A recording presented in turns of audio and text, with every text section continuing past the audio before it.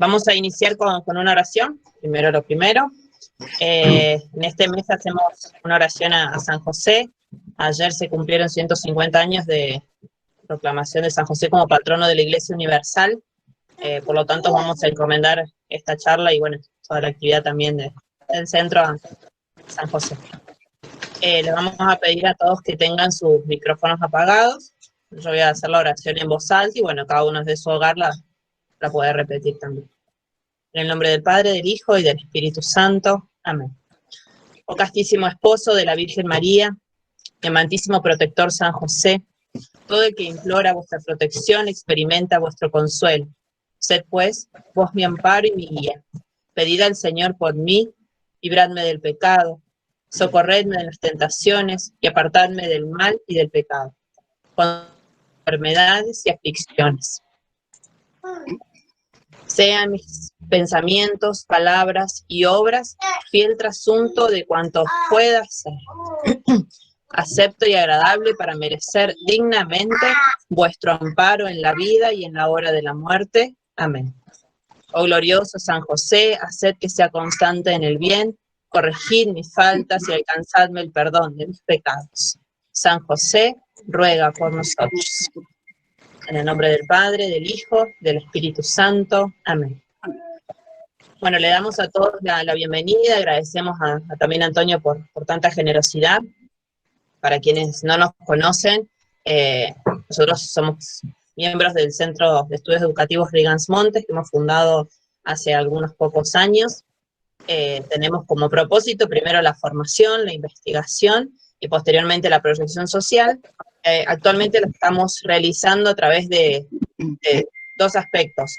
Las charlas, en este caso y con este contexto las estamos haciendo virtualmente, y también a través de publicaciones. En su momento lo hicimos con un libro, ahora lo estamos haciendo con la revista Quinas, que ya iría en diciembre por su segundo número, la cual invitamos luego a visitar en nuestras páginas. La pueden solicitar también por el correo electrónico, nos pueden encontrar también en las redes sociales, así que bueno, los invitamos a participar un poco también de la actividad que nosotros hacemos.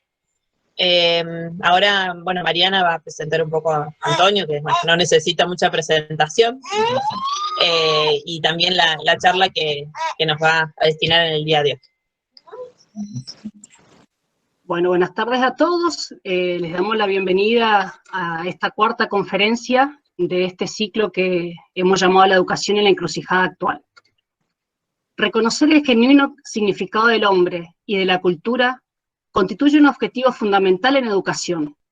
Cuando la inteligencia, habiendo actualizado recientemente su profunda vocación metafísica, plantea serios interrogantes que tienen que ver con las verdades fundamentales, debe restaurar su razón. La restauración de la razón supone la restauración del amor, y solo se ama lo que se ha conocido. Es por ello que la pedagogía no puede desvincularse de la formación de los afectos, del orden de las predilecciones, no puede desvincularse del ordo amoris. Amar a Dios, a la patria, al hogar, amar a la verdad, el bien y la belleza. Frente al vaciamiento de la forma de la educación en la sustancia, en su esencia y en su identidad, nos queda recuperar la naturaleza religiosa y cultural que la conformaron para restaurar su sentido auténtico, religar al hombre con Dios en el ejercicio de la contemplación y de la práctica de las virtudes. Un sabor eterno se nos ha prometido y el alma lo recuerda, sentencia Marechal. Es preciso por esto sostener que el acto educativo no puede no tener otro fin que el de formar hombres en la santidad y en el heroísmo para colocar los cimientos contra toda impiedad. Disertará hoy sobre la pedagogía del amor el doctor Antonio Caponetto. Antonio Caponetto nació en Argentina en 1951, se recibió de maestro normal nacional en la Escuela Normal de Profesores número 2, Mariano Acosta, y de profesor en Historia en la Facultad de Filosofía y Letras de la Universidad de Buenos Aires. Fue designado profesor honoris causa de la Universidad Autónoma de Guadalajara en 1992, y más tarde se doctoró en Filosofía en la misma Universidad Autónoma de Guadalajara. Llevó una carrera docente de 30 años y casi la misma cantidad de tiempo como investigador científico en el CONICET. Realiza una continua labor como conferencista, publicista, docente y asesor pedagógico. Se ha dedicado a escribir sobre un haz de temas que son de actual preocupación, en primer lugar sobre aquellos que están ligados al ámbito educativo. Así ha publicado innumerables libros, entre algunos de los que podemos mencionar: Pedagogía y Educación, Estado y Educación Católica, La Misión Educadora de la Familia, Lenguaje y Educación, El Deber Cristiano de la Lucha, entre otros. Le agradecemos al doctor Antonio Caponeto y comenzamos con la conferencia. Muchísimas gracias a todos, muchísimas gracias. Lo que voy a ofrecerles esta noche es una serie de reflexiones o de meditaciones sobre la pedagogía del corazón que están inspiradas, cuando no tomadas, del profesor Emilio Comar y de sus enseñanzas, de su magisterio, puesto que el doctor Comar ha sido, entre nosotros, el que más y mejor se ha ocupado de este tema que queremos abordar. Primera reflexión: ¿cuál es el concepto filosófico del corazón? ¿A qué podemos llamar filosofía cordis? El término bíblico y agustinense corazón no excluye la inteligencia, sino que la incluye. Porque si tuviéramos que traducir en lenguaje escolástico este término, diríamos que es equivalente al intellectus, es decir, a la capacidad simple de captar el sentido de las cosas, a la respuesta afectiva a la captación de este sentido de las cosas. O ya en términos propiamente escolásticos, voluntas ut intellectus. El corazón no es entonces de ninguna manera una potencia irracional. El corazón es el órgano de profundidad, de penetración y de discernimiento. Es el lugar de las grandes y definitivas predilecciones y opciones. El intellectus expresa la capacidad intuitiva y contemplativa de nuestra inteligencia. La potencia de la simple mirada, dice Piper. En cuanto a la voluntas ut intellectus que mencionábamos antes, el término designa a nuestra voluntad como capacidad afectiva. A nuestra voluntad como capacidad afectiva. Es la capacidad de la voluntad para ser movida por la bondad, por el valor que se encuentra en las cosas. Así lo dice Santo Tomás en la primera parte de la Suma, en la cuestión 82, artículo 5.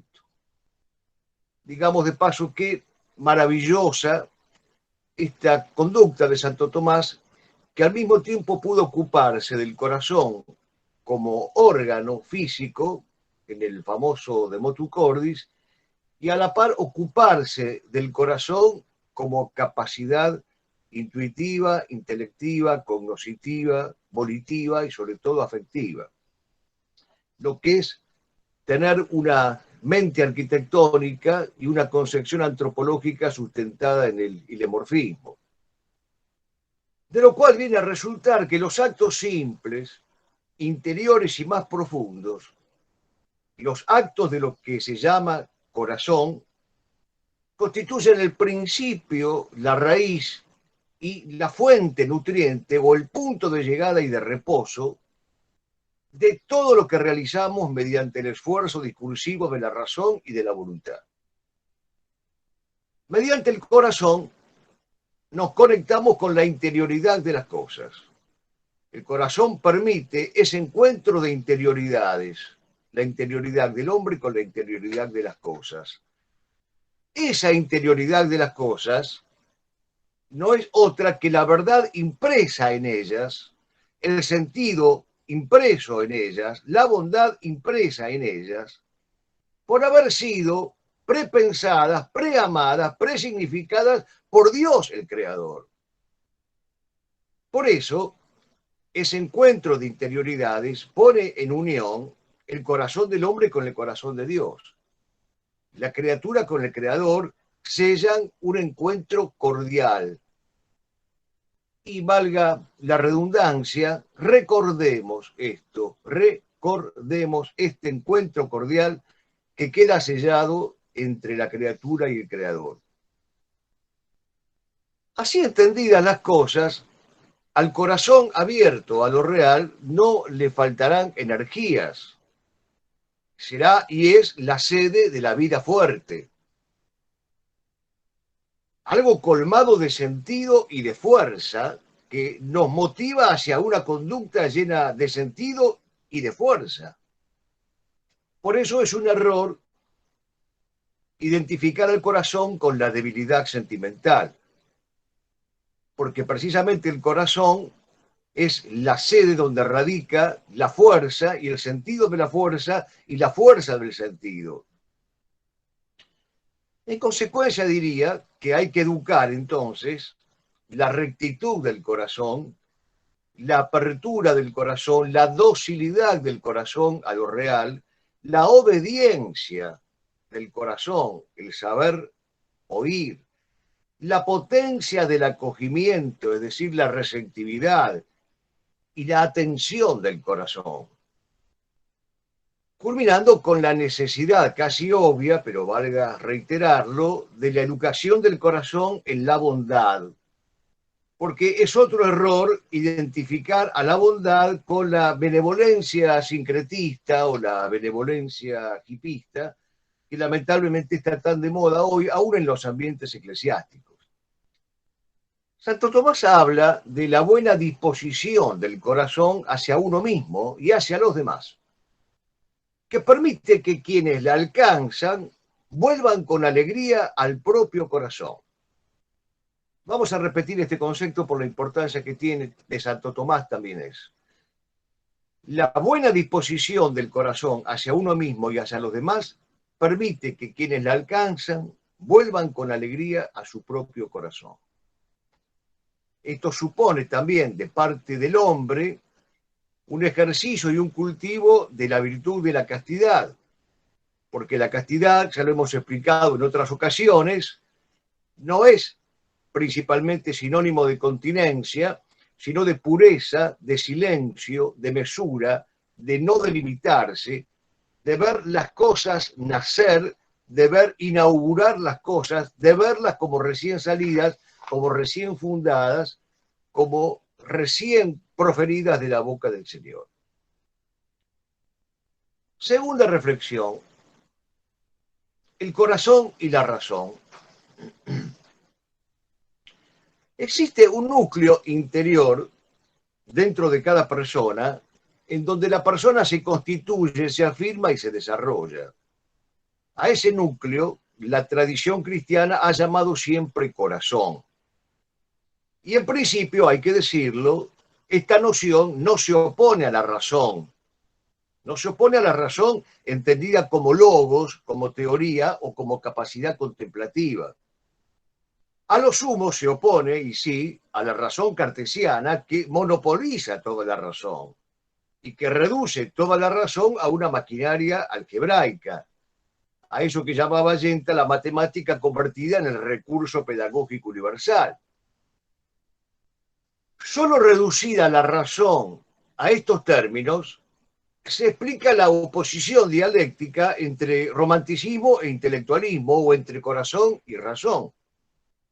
Y solo bajo el dominio de este reduccionismo se explica también el daño de la prevalencia educativa de la razón o su correlato, que es el daño de la prevalencia educativa del solo vale lo que se siente. Sobre todo cuando el sentimiento es la apertura a lo que llama Romano Guardini la libertad convertida en antojo. Uno hace lo que le viene en gana, uno hace o dice u obra lo que le viene en ganas según el modo circunstancial y eventual de sentir. Las dos perspectivas recién mencionadas contienen los males típicos de los esquemas dialécticos. Y en ambos casos la gran derrotada es la interioridad humana, que termina siendo objeto de un tironeo entre una vida cordial, por un lado, hacer lo que siento, hacer lo que se me da la gana, o una vida racional de raigambre cartesiana, pienso, luego existo, en donde lo único importante es el pienso. Pero superado este dualismo antropológico y nociológico, la verdad es que el cristianismo, en las Sagradas Escrituras, en los textos fundantes de los Santos Padres, en la tradición filosófica, siempre habló del corazón como centro interior del hombre. Nunca estuvo negada esta noción. Es un constitutivo de la criatura recibido de Dios y que por eso mismo no puede ser suprimido, no puede ser desoído, no puede ser desatendido, no puede ser descartado. Para los románticos, o al menos para ciertas corrientes románticas, el corazón es poderoso porque, según ellos, se trata de un fondo oscuro, de un pozo de los instintos, de ese ello impersonal freudiano. Pero la verdad es que el cristianismo rechaza y se opone a esta idea, porque la idea del corazón como algo oscuro, caótico, anárquico, caprichoso, voluble, instintivista, es contrario este concepto a la noción cristiana del corazón. Porque en la visión cristiana el corazón también ha sido creado por Dios. No es entonces la residencia de un río salvaje que corre sin dejar nada en pie a su paso. Tiene un sentido, tiene un orden, tiene un fin. El Señor modeló el corazón de cada uno, dice el Salmo 32. Ese núcleo ontológico central de cada hombre, ese centro íntimo de la persona, es obra del Creador y lleva su sello. Por lo tanto, fue hecho para obrar de un modo definido y luminoso. Por supuesto que si el hombre peca, su corazón se vuelve corazón de piedra, como también dice la Escritura. Y por lo tanto, lo subrayo, podemos afirmar que corazón, en un sentido cristiano, no es otra cosa más que el poderoso, fuerte, fortísimo núcleo central de la persona que podía darse en llamar su sí mismo. Aquella manera de ser llamada a desarrollarse según el sentido en que la ha pensado el Creador. El corazón tiene un orden interno impreso por Dios. El hombre debe descubrir ese orden y ese descubrimiento es un acto del logos. Por eso, a diferencia de los románticos o de la corriente romanticista, la reivindicación cristiana del corazón no es un acto sentimentalista o emocionalista, ni tampoco antirracional, porque la razón en sí misma no es contraria al corazón. Sí el racionalismo de raíz cartesiana. Hay un episodio en la vida de José Antonio Primo de Rivera que cuenta Jiménez de Sandoval en la biografía apasionada, que puede servirnos para entender lo que estamos diciendo. Volvían de un acto de falange, José Antonio y algunos de sus camaradas, regresaban hacia Madrid, era la hora del crepúsculo, la silueta del Alcázar de Segovia se recortaba sobre el paisaje, y aquellos hombres con su jefe a la cabeza empezaron a imaginar hazañas medievales. En un momento determinado, José Antonio detiene el automóvil en que viajaban y la conversación y dice: basta, esto nos está llevando el corazón. Lo que quería decir José Antonio es que estaban cayendo en un desborde emocionalista, en un desborde sentimentalista e incluso en un desborde romanticista. Y por eso lo que hace es imponer la primacía del logos, pero no del logos cartesiano, sino del logos poético. Si hemos de hacer números, dice José Antonio, que ellos canten alegres la canción exacta de la lira, que es el llamado hacia una arquitectura imperial. Así las cosas, se puede decir que hay una razón que no obstaculiza al corazón y que hay, en sentido analógico, una inteligencia del corazón, una capacidad de ver el fondo último e íntimo de las cosas, de captar la claridad final, una tendencia natural a percibir el último fin. Todo lo antedicho se ve bien en la inteligencia infantil, en la inteligencia de los simples, de los sencillos, porque es una inteligencia descubridora y buscadora de lo bueno y de lo feliz, sin cálculos de ulterioridades o de medios posteriores. Son las llamadas corazonadas, propias del niño y propias de la infancia espiritual. Parece haber quedado bien retratado este gesto del alma infantil en aquel poema llamado Pegaso de Antonio Machado, en el que recuerda las calecitas de su infancia y dice: yo conocí siendo niño la alegría de dar vueltas sobre un corcel colorado en una noche de fiesta. En el aire polvoriento chispeaban las candelas y la noche azul ardía toda sembrada de estrellas.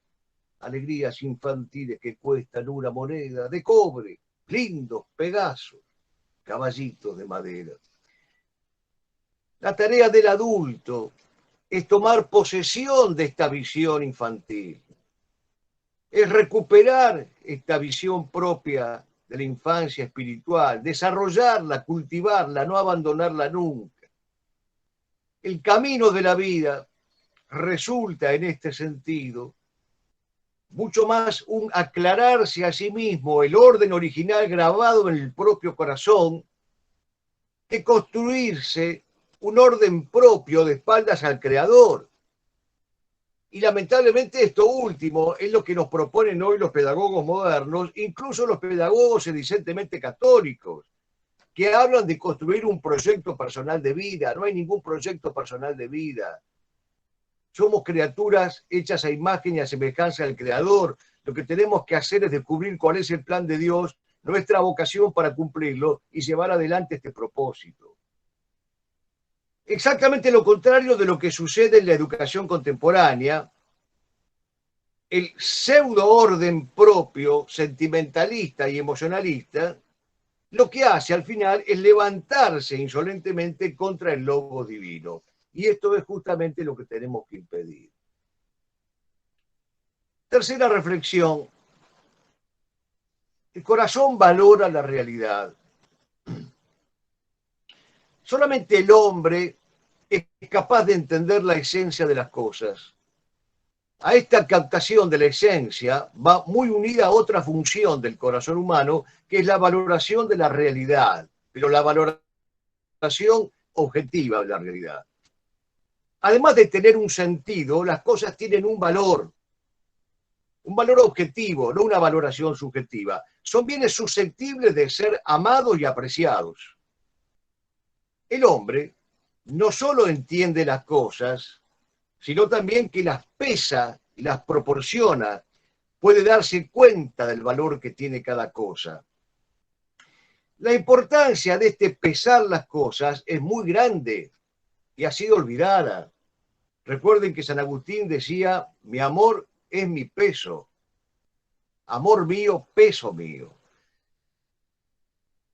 Porque según cómo le van pesando al hombre las cosas, el hombre va decidiendo su destino y va forjando su vocación.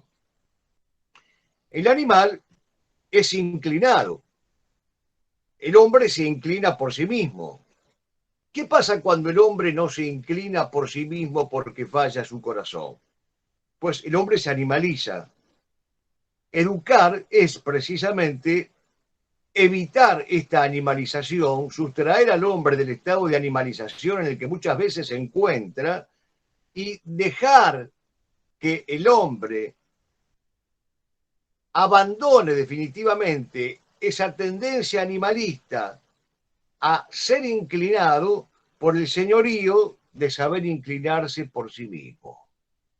Y esto que acabo de decir tiene una honda repercusión en la vida social y política, porque precisamente lo que hace el sistema democrático es impedirle al hombre que conserve el señorío de inclinarse por sí mismo y es inclinado desde afuera, heterodirigido, llevado de las narices, masificado, para que así concebido como un animal votante, un animal sufragante, le dé alimento a este sistema inicuo que estamos padeciendo. Prestemos atención. Toda valoración afectiva, todo acto de amor incluye una visualización intelectual. En este sentido, puede afirmarse que solo en la medida en que la inteligencia es capaz de ver una cosa y de presentarla como valiosa a la voluntad, esta última se siente afectada en el sentido etimológico de la palabra, se siente afectada por ese valor y se mueve y se inclina para alcanzarlo o para rechazarlo. Pero a su vez, esta visión de la esencia de las cosas está enlazada al corazón. Sin esa raíz en el corazón, sin ese anclaje en el corazón, la inteligencia puede convertirse en una máquina de calcular.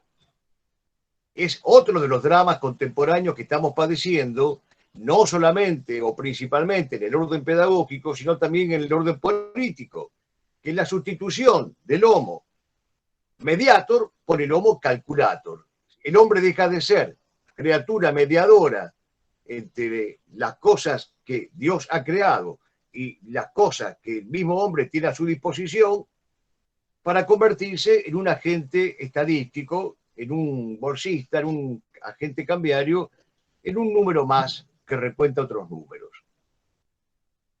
En los animales, la falta de una razón que vea es inocua. No importa si el animal está descorazonado o no, porque la naturaleza ve por ellos. En cambio, en el hombre, el descorazonamiento es gravísimo, porque en el hombre la ceguera de la razón es un terrible peligro. Es una razón desafectada, mecánica, es una razón que no está asistida por el corazón. La ley del hombre es la unidad estrecha entre la inteligencia y la afectividad. Una unidad que debe ser estrecha y que debe estrecharse entre la inteligencia y la afectividad, porque nadie puede romper ese vínculo. O, mejor o peor dicho, roto ese vínculo, se rompe la unidad sustancial del hombre. La inteligencia se nutre de los afectos que la llevan a querer ver. Los afectos, a su vez, son iluminados por la inteligencia. Parece urgente, en consecuencia, redescubrir este misterioso núcleo de cada ser humano en donde se reúnen los afectos y la inteligencia. Y ese misterioso núcleo de cada ser humano en donde se reúnen estrechamente los afectos y la inteligencia es lo que llamamos corazón. El misterio y la maravilla de la persona humana están allí mismo, en ese lugar en donde se dan al mismo tiempo la inclinación y la decisión que lleva a ver, y el ver que lleva a la inclinación y a la decisión. Si hay un momento en el cual el hombre se distingue del resto de la creación y se asemeja a Dios, es precisamente este momento.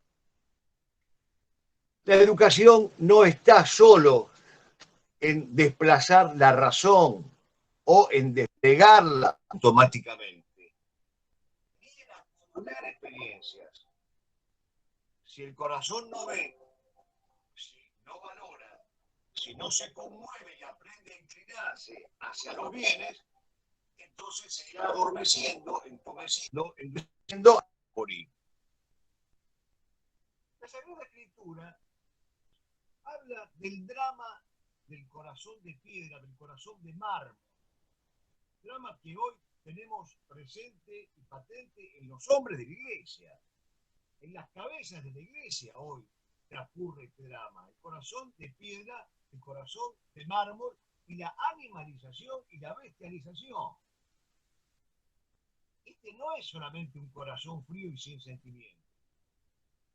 No simplifiquemos, cuidado, el que es duro de corazón es ante todo ciego, es incapaz de ver la realidad y además el necio no quiere verla.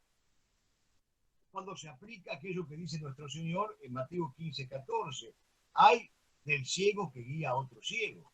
En consecuencia, el hombre descorazonado es incapaz de valorar las cosas en su justa medida en su verdadero peso y por lo tanto no elige los verdaderos bienes.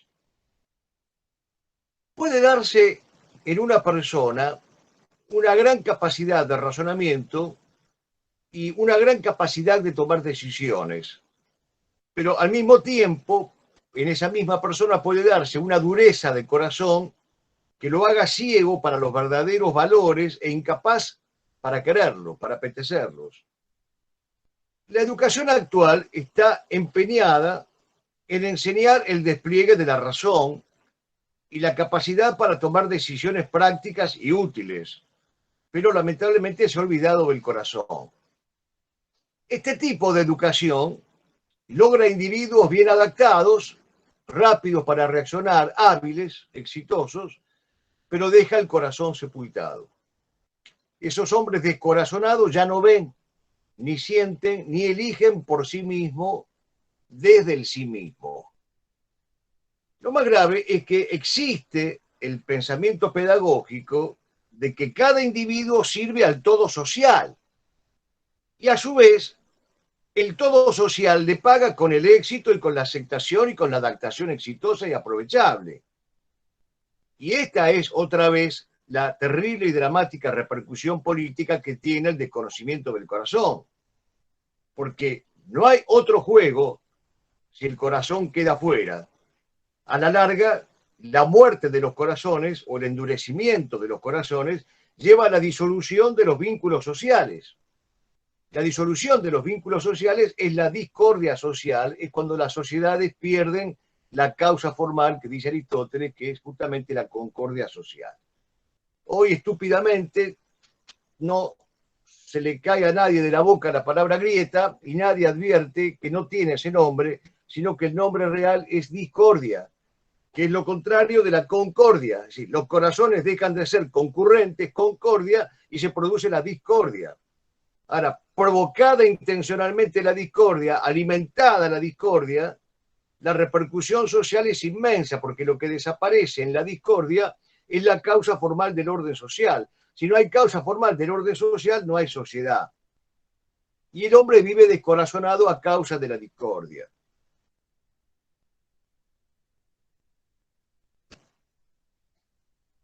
Hay un poema aquí también de Juan Ramón Jiménez que permitiría entender este concepto que estamos mencionando. Está incluido en el libro de Juan Ramón Jiménez que se llama Piedra y Cielo. Dice Juan Ramón Jiménez: qué goce, corazón, quitarte día tras día tu corteza, encontrar tu verdadera forma tierna, desnuda, palpitante, con ese encanto hondo, imán eterno de las cosas motrices. Pero en principio, enigmático verso es aclarado por el mismo Juan Ramón Jiménez, cuando agrega: vas descubriéndote conforme descubres. Vive en las olas del tiempo, pero asentado sobre tu roca viva, dentro del mar de la eternidad, al día en la eternidad. Y termina diciendo Juan Ramón Jiménez: vivo libre en el centro de mí mismo, el corazón. Me rodea un momento infinito, sin los nombres, aún o ya, solo un nombre, la eternidad. Pasamos a la cuarta reflexión: el corazón y el maestro. Es necesario volver a la educación del corazón. La sabiduría de la tradición cristiana siempre enseñó que solo una cosa puede despertar y ayudar a crecer a un corazón humano, y es otro corazón humano. Esta es la clave de la relación entre el maestro y el discípulo, o mejor dicho, la clave para entender la relevancia y la trascendencia de esta relación. El maestro auténtico, el maestro genuino, no engendra un cuerpo, sino que antes bien engendra un corazón. Como en el libro de los Proverbios, el maestro cabal es aquel que le dice a sus discípulos: hijo mío, dame tu corazón. La tremenda desgarradura dualista de los últimos siglos, al eliminar al corazón del hombre, de su cosmovisión antropológica, ha intentado consecuentemente eliminar también a su engendrador. El maestro es un personaje que hoy perturba, molesta y que es considerado prescindible. Existe toda una larga y penosa corriente pedagógica que propone la prescindencia del maestro y la autonomía moral absoluta y completa del alumno. El maestro ya no es concebido entonces como un animador de corazones, porque importa la adaptación social exitosa, para lo cual no se necesita de ningún maestro, ni de ningún corazón que guíe al corazón. Importa la adaptación social exitosa, pero no el resguardo y el cultivo de ese orden interior, de ese ti mismo que decíamos antes, y del que habla San Agustín, pidiendo no salir de ese ti mismo.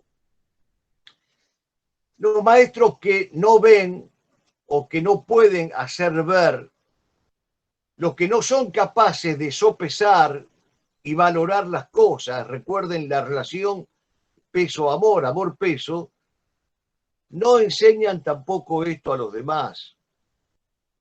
Pero no cualquier corazón puede ser educativo o formativo, sino un corazón viviente y lúcido. Un corazón decidido, más que a seguir su propia visión, a descubrir la visión de lo que Dios quiere. El maestro es el espejo en el que se mira el discípulo.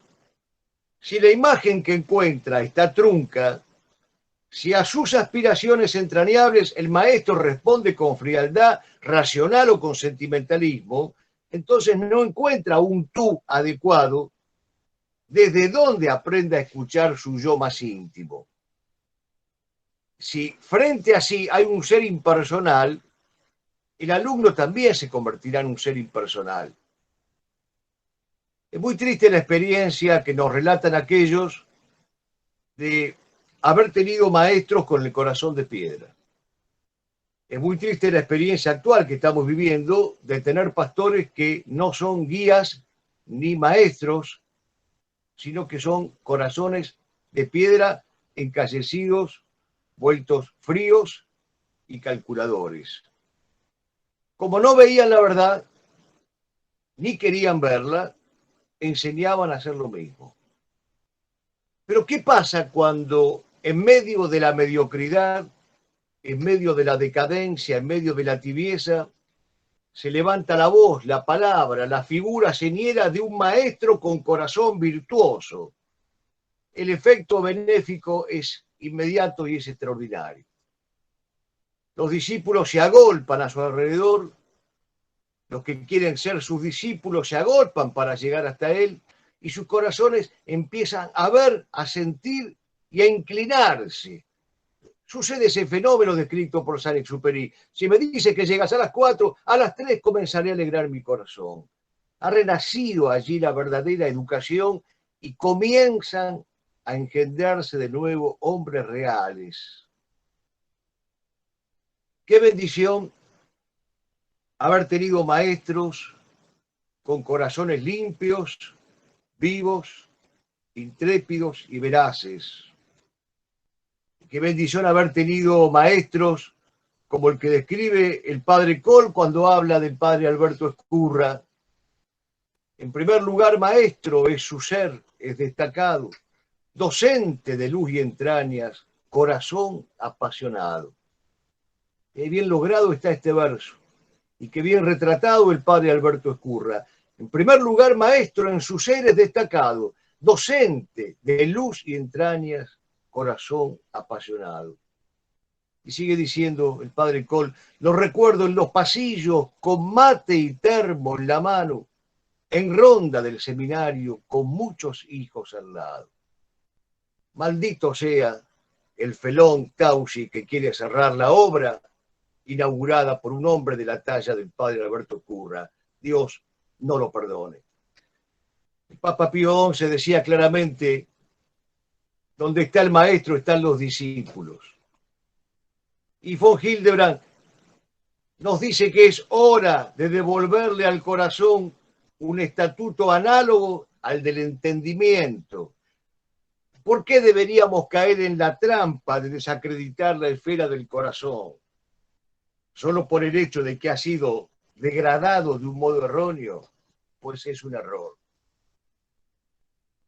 Hace tiempo ya, en estos meses cuarenténicos, di una conferencia o algo parecido, y hubo una pregunta que me llamó la atención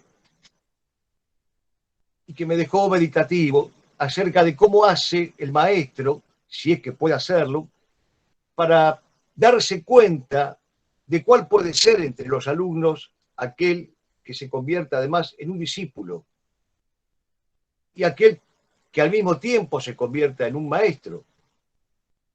Pues yo recuerdo haber dado alguna respuesta, pero habiendo tenido la gentileza de escuchar esa charla mía, la señorita Julieta Lardíez me advirtió sobre la existencia de unos versos que sinceramente había olvidado, de Gerardo Diego, y que se llama Brindis.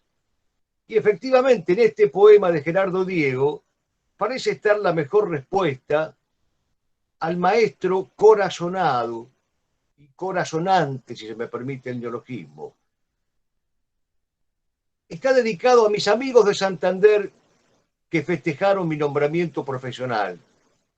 Y dice fragmentariamente Diego: amigos, dentro de unos días me veré rodeado de chicos torpes y de chicos listos. Y les hablaré de versos y de vistiquios, y de pluscuamperfectos y de participios, y el uno bostezará y el otro me hará un guiño, y otro, seguramente el más listo, me pondrá un alias definitivo. Pero un día tendré un discípulo, un verdadero discípulo, y moldearé su alma de niño y le haré hacerse nuevo y distinto él mismo. Y ahora os digo, amigos, brindemos por ese niño, por ese predilecto discípulo, porque mis dedos rígidos acierten a moldear su espíritu y mi llama lírica prenda en su corazón virginio, y porque siga su camino intacto y limpio. Maravillosos versos y maravillosa descripción de la acción del corazón del maestro sobre el corazón de sus discípulos. Vayamos a la quinta reflexión. Las luminosidades del corazón y su aprovechamiento pedagógico. El doctor Carlos Velasco Suárez ha sacado del olvido a la figura de Macario de Octina, cuyas cartas de dirección espiritual fueron publicadas en castellano por la editorial Real, en Madrid, allá por 1965. Macario fue un monje que vivió entre 1788 y 1860, y que vivió en el monasterio de Octima, en Rusia, a unos 300 kilómetros al sur de Moscú. Dicho monasterio, digámoslo de paso, en 1923 fue convertido en taller de reparación de tractores por la revolución bolchevique. Del monje Macario es este consejo, y aquí quería llegar: explorad los más recónditos meandros de los oscuros laberintos que rodean las luminosas profundidades de vuestro corazón. El sentido paradójico que tiene esta frase: los oscuros laberintos y las luminosas profundidades.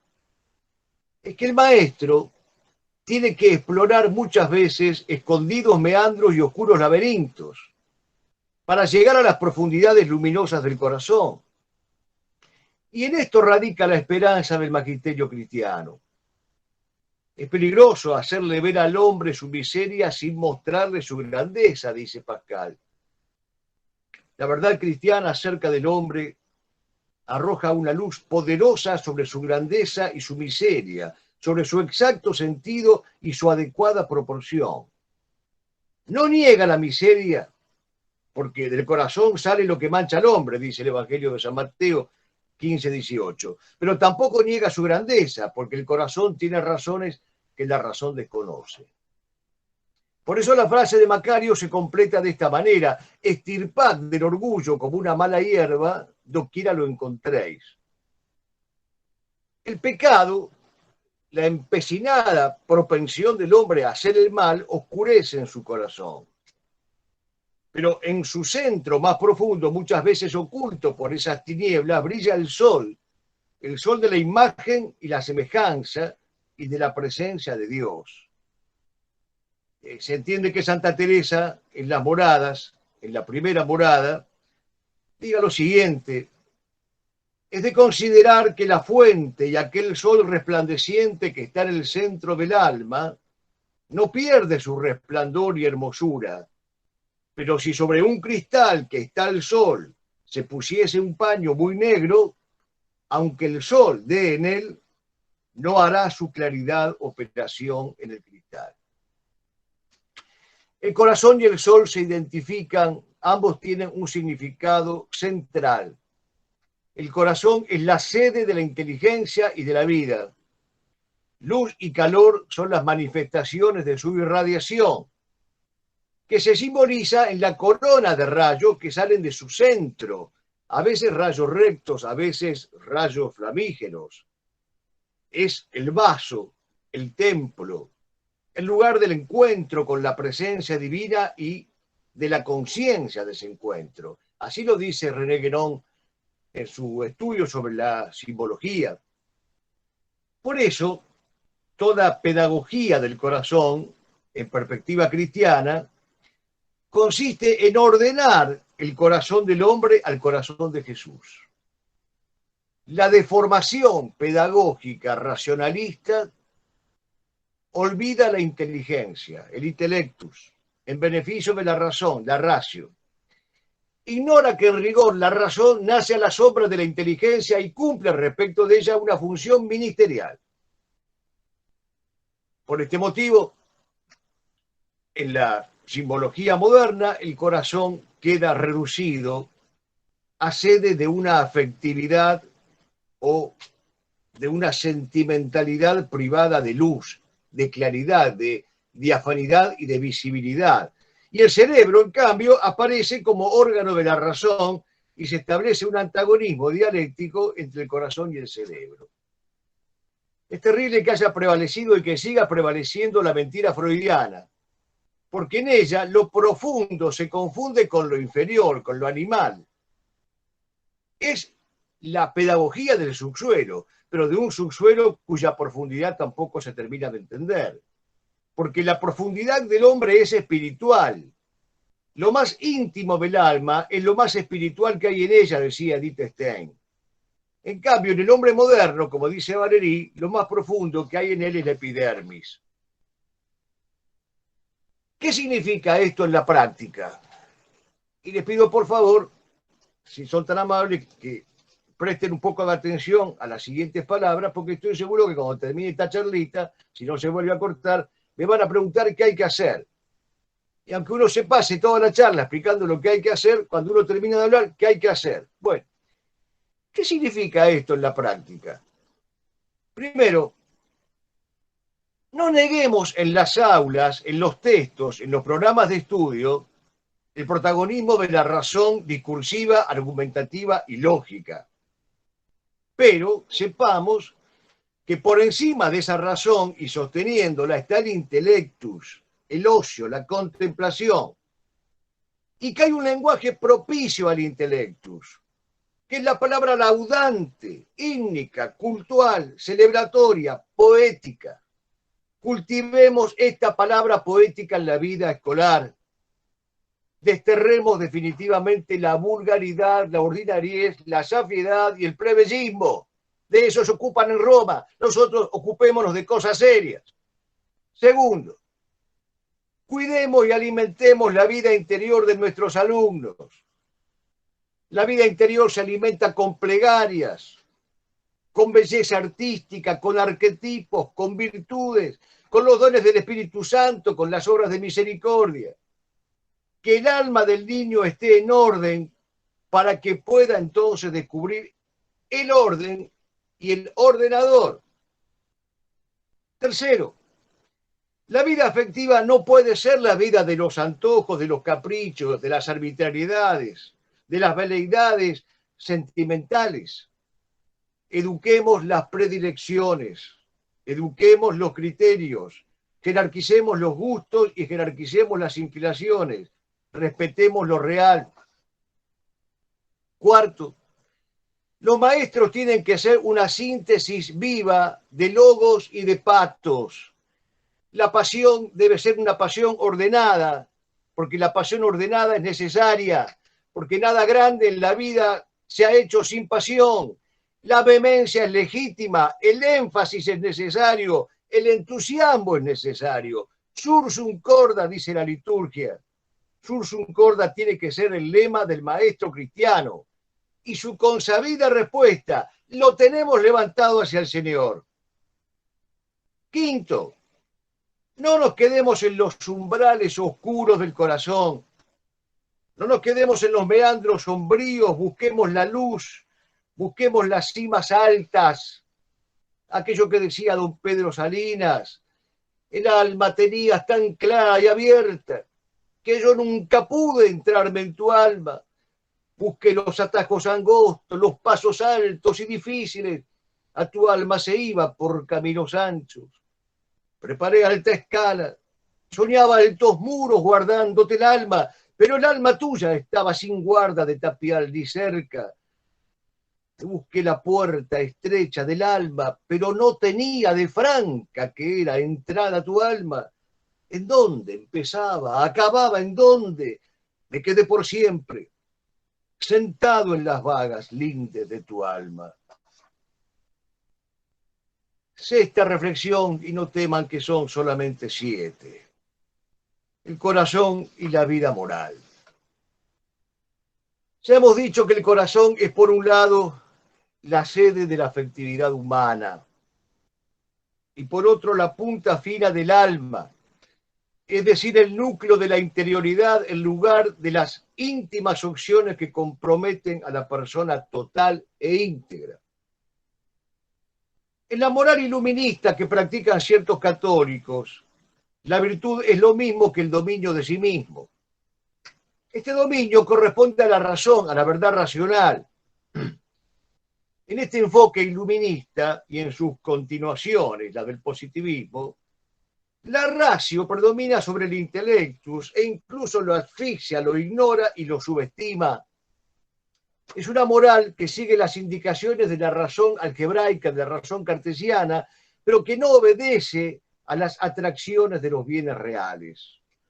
Es una moral sistemática, formalista, casuística, no apoyada en la realidad, en la bondad y en la belleza de las cosas.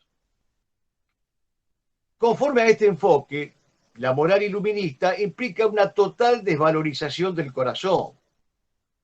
En su obra La filosofía del tocador, el Marqués de Sade pone en boca de uno de estos personajes la siguiente expresión representativa: no sé qué es el corazón.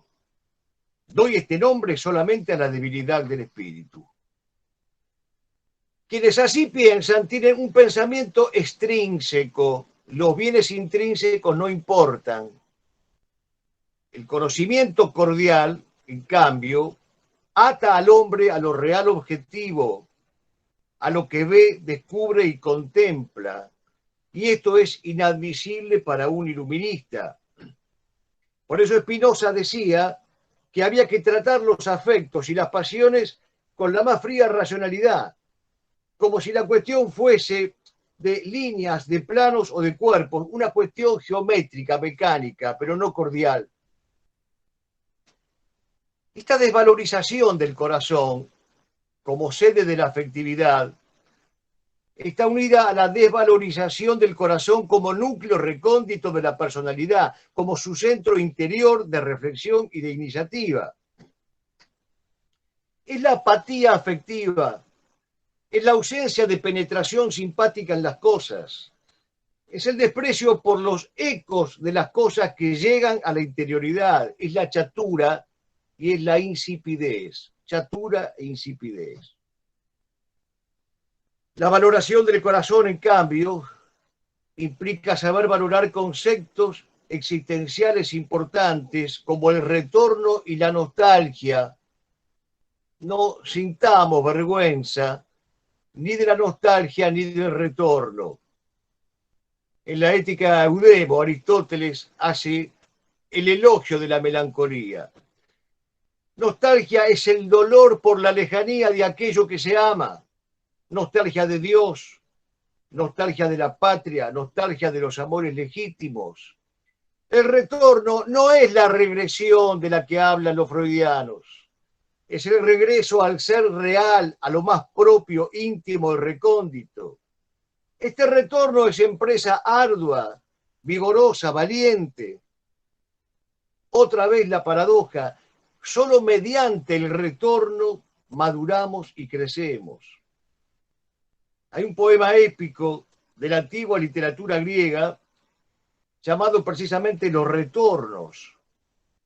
Relata el retorno a casa de los héroes griegos tras el final de la guerra de Troya. Cada uno tiene sus desventuras, sus peripecias y sus dramas, pero el común denominador de estos guerreros es volver. Por eso nosotros seguimos reivindicando el grito de Malvinas volveremos y Malvinas venceremos, porque el regreso es necesario y es legítimo, y diría yo que es perentorio y que es urgente y que es una categoría que ningún guerrero puede abandonar. Regresar con nostalgia legítima a recuperar aquello que nos fue arrebatado y que es nuestro. Dice bien Rubén Darío, el retorno a la tierra natal ha sido tan sentimental y tan mental y tan divino que aún las gotas del alba cristalinas están en el jazmín de ensueño, de fragancia y de trino. Notablemente Santo Tomás en la Secunda 25:7, casi como si hubiera leído los versos de Darío, dice, los buenos vuelven con alegría a su propio corazón.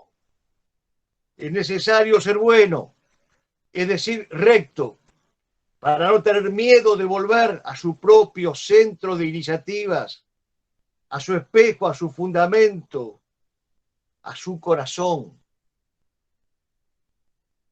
Tal vez aquellos que tengan mi edad o menos, recuerden ese soneto convertido en canción de Serrat y la poesía que destruye. Cuando le dice, dirigiéndose a su madre, no es que no vuelva porque me he olvidado, es que perdí el camino de regreso. Ese es el drama de la poesía que destruye, que no sabe cuál es el camino de regreso y que no sabe con San Agustín que el verdadero progreso humano consiste en regresar, como el hijo pródigo, en volver a la casa del Padre. Ir a lo hondo, penetrar en el corazón es obligatorio. Sin esto la tarea educativa queda frustrada, mis queridos amigos. El corazón, sede de las opciones profundas, es también lugar de la conversión. El cambio más sustancial se realiza allí. Desde el corazón descubrimos el genuino sentido de las cosas. Desde allí experimentamos la bondad atractiva de las cosas. Y como la voluntad es movida por el bien, al corazón abierto a lo real, no le faltarán energías ni volitivas ni afectivas. Por eso el corazón resulta ser también sede de la vida fuerte. En la vida cordial están unidos el sentido y el vigor. El corazón se vuelve valiente y el corazón se vuelve corazón de león, como dice la clásica metáfora. La campaña contra el corazón y en especial la pedagogía, la cultura y la educación contrarias al corazón se ha vuelto algo tristemente orgánico y programático en los días de neonormalidad que corren. Hay un propósito en la neonormalidad, un propósito racionalista, positivista y constructivista. Hay toda una cosmovisión buscada e impuesta. La superficialidad, la chatura, la insipidez, el descorazonamiento. Nada de esto nos puede llevar al descubrimiento de las cosas esenciales, porque es una marea deshumanizante y en última instancia, y por lo mismo, ateizante. La cultura no es posible sin el esfuerzo interior del espíritu, sin el respaldo del discernimiento interior que es capaz de ofrecer el corazón. Ese respaldo interior garantiza la verdad y excluye la mentira. Si el hombre no está descorazonado, se comunica y quiere comunicarse con los otros en la verdad, no hay distanciamiento social. En la interioridad la mentira es imposible, porque el que miente cuando está en su interior, frente al espejo de su conciencia, no puede mentir, porque sabe muy bien cuál es la verdad. Los mentirosos necesitan primero extirpar la conciencia, anestesiar la conciencia, y después, recién entonces, son elegidos funcionarios públicos. Se necesita salir de sí mismo y encontrar el eco confirmatorio en los demás. Porque si la mentira es esencialmente social, la verdad también lo es. Cuando una vida social carece de respaldo en la interioridad, tiende hacia la mentira y se llama democracia.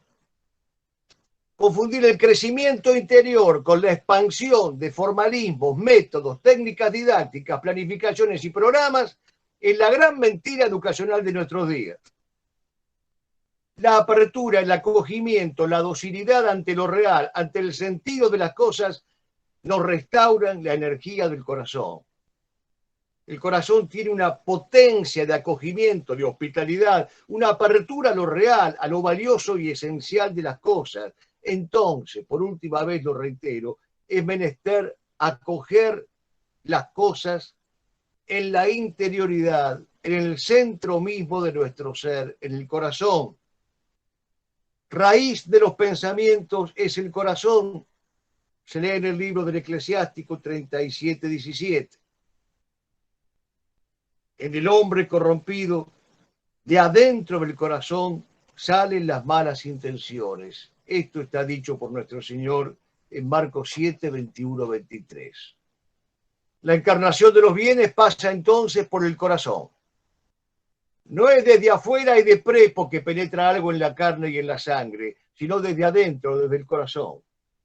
El corazón acepta, recoge, recibe, hace suyo o rechaza. No puede coexistir el estar sometido con el acogimiento. Lo uno destruye a lo otro. Hay maestros y hay sistemas educativos que son mudos ante el corazón y hacen que el corazón sea sordo ante ellos. No seamos mudos y sordos a la vida cordial. Y ahora sí, vayamos a la reflexión final. El corazón ordenado al corazón de Jesús. La devoción al Sagrado Corazón tuvo su origen en una corriente mística centrada en la persona divina de Cristo, que concebía el corazón de Jesús como el centro vital del que emanaba su entrega amorosa total. Esta entrega amorosa total tiene su fundamento en el Evangelio. Juan 13:1. Habiendo amado a los suyos que estaban en el mundo, los amó hasta el extremo. Esta devoción exige a quienes la practican a tener los mismos sentimientos que Cristo Jesús. La devoción al Sagrado Corazón es de origen medieval. Santa Matilde, Santa Gertrudis, Santa Ángela constituyen los testimonios más antiguos. Sin embargo, la fuente más importante de esta devoción es Santa Margarita María de Alacoque, de la Orden de la Visitación de Santa María, a la que Jesús se le apareció el 27 de diciembre del año 1673. Se le apareció y le dejó una consigna llena de ese brío y valor del que vinimos hablando. La consigna dice: mi corazón reinará a pesar de mis enemigos. No sé si lo escuchan los obispos, no sé si se escucha en Santa Marta. Mi corazón reinará a pesar de mis enemigos. Las palabras completas de Jesús a Santa Margarita son todavía más significativas. Mira este corazón mío que, a pesar de consumirse en amor abrasador por los hombres, no recibe de los cristianos otra cosa que sacrilegio, desprecio, indiferencia e ingratitud, aún en el mismo sacramento de mi amor, en la Eucaristía. Pero lo que traspasa mi corazón más desgarradoramente es que estos insultos los recibo de personas consagradas especialmente a mi servicio, de los sacerdotes, de los obispos, de las altas cúpulas jerárquicas de la Iglesia. No es necesario entonces glosar o comentar este texto. Todos asistimos atónitos, perplejos, doloridos, indignados al iscariotismo instalado en las cúpulas eclesiásticas, al punto que parecen proferidas para estos tiempos trágicos las palabras de Cristo a Pedro: apártate de mí, Satanás. Por eso, más que nunca, necesitamos que la pedagogía cordis corone la devoción al corazón de Jesús. Grandes santos promovieron esta devoción, como el Padre Pío, y grandes varones de la Iglesia la difundieron, como San Claudio de la Colombier o el Padre Mateo Crowley, que dio un movimiento de regeneración familiar, social y cultural bajo la forma de una cruzada moral para que el corazón de Jesús fuera entronizado en todos los hogares y en todo el orbe, porque es necesario que Cristo reine hasta poner a todos sus enemigos bajo sus pies. Lo cierto es que, a pesar de los pesares, la celebración litúrgica del corazón de Jesús sigue en pie, aunque muchas veces se presente como una devoción ñoña, sensiblera, emocionalista, romanticona, de la cual ya se quejaba el padre Castellani. Una devoción añoñada que le quita su verdadero vigor y sentido. Por eso, para que no se debilite su relevancia, conviene recordar que en las apariciones de Fátima, el ángel y la Virgen enseñaron a los niños a rezar y a responder a los designios del corazón de Jesús. El magisterio de la Iglesia le ha dedicado documentos muy importantes al corazón de Jesús. La Autorem Fidei de Pío VI, la Agnum Sacrus de León XIII, la famosa Urietis Aqua de Pío XII, cuyas enseñanzas sobre el tema recoge el actual catecismo en el punto 478, cuando dice: Cristo nos ha amado a todos con un corazón humano. Por esta razón, el Sagrado Corazón de Jesús es considerado como el principal indicador y símbolo del amor con que Jesús ama al Padre y a los hombres. Muchos países fueron consagrados al corazón de Jesús. Muchas guerras justas que siguen existiendo, justísimas, fueron consagradas al corazón de Jesús. Se libraron con el Sagrado Corazón como estandarte. La guerra de la Vendée, la guerra cristera, la cruzada española, nuestra guerra llanista riojana al grito de religión o muerte, y muchos de nuestros combatientes contra el terrorismo marxista y por la reconquista de Malvinas llevaban el Sagrado Corazón en sus uniformes, sus mochilas y sus armas. Honor a esos combatientes hoy vefados, vilipendiados y escarnecidos. Homenaje eterno a esos combatientes que en sus uniformes, sus mochilas, sus armas llevaban el Sagrado Corazón de Jesús, luchando contra el marxismo y luchando por la recuperación de Malvinas. Como los bandeanos, como los cristeros, como las fuerzas nacionales de España, llevaban el Sagrado Corazón bajo la forma del famoso detente, una tela como un escapulario, de la cual la piedad les decía que detenía las balas. Y era cierto. Es necesario consagrar al corazón de Jesús la patria, la familia, la casa, la escuela, nuestra aula, nuestra casa. Es necesario convertirse en custodios y en pedagogos del corazón de Jesús. Es necesario volver a repartir detentes. El pasado 23 de julio se cumplió un nuevo aniversario de un hecho sucedido en España en 1936, que debería ser recordado por todos los fieles católicos de Hispanoamérica. 5 jóvenes, el 23 de julio de 1936, murieron mártires por defender el monumento al Sagrado Corazón de Jesús que se halla en España, en el Cerro de los Ángeles. Estos jóvenes tienen nombres y apellidos. Pedro Justo Donado Delmas, 31 años. Fidel Barrios Muñoz, 21. Elías Requejo Sorondo, 19. Blas Arreta Ibarrondo, 40. Vicente de Pablo García, 19. Eran obreros humildes, trabajadores. Los 5 padecieron vejaciones y torturas por sus verdugos. Los 5 conservaron la fe. Los 5 cayeron mirando el majestuoso monumento y con las bocas partidas y cubiertas de borbotones de sangre, murieron gritando «Viva Cristo Rey». Conmovido por este testimonio de fe, que sería el preludio del fusilamiento sacrílego del mismo monumento, el general José López Pinto, artillero, murciano para más señas, jefe del 6º Cuerpo del Ejército, escribió para sus hombres esta oración extraordinaria que es a la vez una promesa. Cuando con tu divina protección, corazón sacratísimo de Jesús, resplandezca para nuestra patria el sol de la victoria, iremos todos tus soldados a rendir las armas al lugar donde estuvo el monumento. Allí edificaremos uno grandioso, ofreciéndote nuestra victoria, que es la tuya y la sangre de nuestros mártires. Formarán parte de él para santificarlo de nuevo, piedras de templos y de históricos recuerdos de nuestra raza inmortal. Reinarás en la patria. Queridos amigos, que el corazón de Jesús nos dé luces y fuerza.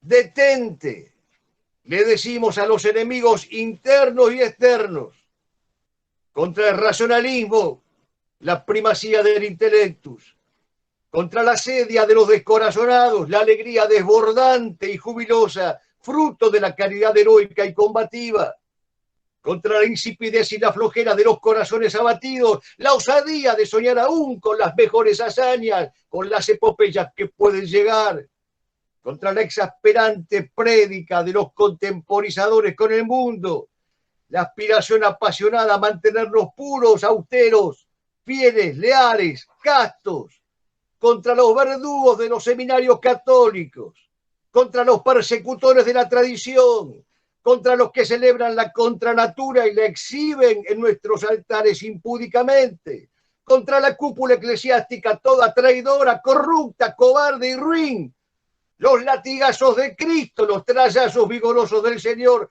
expulsándolos de los templos que son nuestros, contra el desprecio de la vida cordial, la genuflexión sapiencial ante el misterio trinitario y teándrico que ilumina, extasía, enardece, enamora, contra la pedagogía del animal satisfecho, la pedagogía cordis. Detente, detente, el corazón de Jesús reinará, el corazón de Jesús ya reina. Sursum corda, habemus ad dominum. Levantemos los corazones, los tenemos levantados hacia el Señor. Cristo vence, Cristo reina, Cristo impera. ¡Viva Cristo Rey! ¡Viva! ¡Viva!